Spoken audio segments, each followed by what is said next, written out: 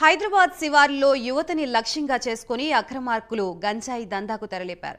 కాగా 9 లక్షల విలువ చేసే 36 కిలోల గంజాయి విక్రయిస్తున్న మహారాష్ట్రలోని పూణే శారదానగర్ కు చెందిన కిషోర్ నాందవ్ లావ్నేహా అనే వ్యక్తిని పోలీసులు అరెస్ట్ చేశారు. కొత్త సంవత్సరం వస్తున్న సందర్భంగా యువత విచ్చలవిడిగా గంజాయి విక్రయిస్తున్నట్లు తమకు సమాచారం వచ్చినట్లు ఎక్సైజ్ పోలీసు పి భాస్కర్ తెలిపారు.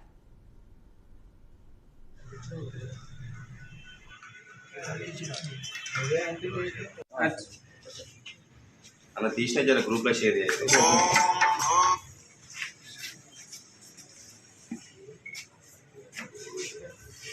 హలో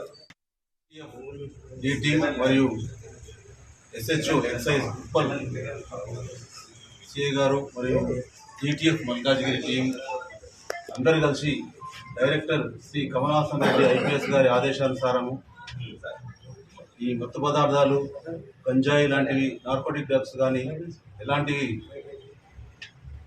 మన ఏరియాలో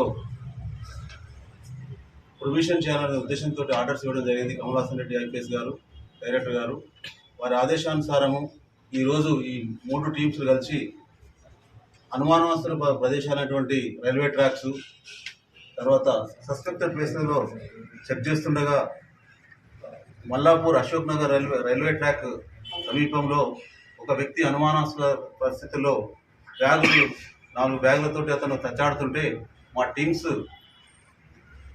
under the help of Latif CI STF తర్వాత చంద్రశేఖర్ గౌడ్ ఎస్హెచ్ఓ ఉప్పల్ తర్వాత భరత్ భూషణ్ ఎక్సైజ్ డిటిఎఫ్ మల్కాజ్గిరి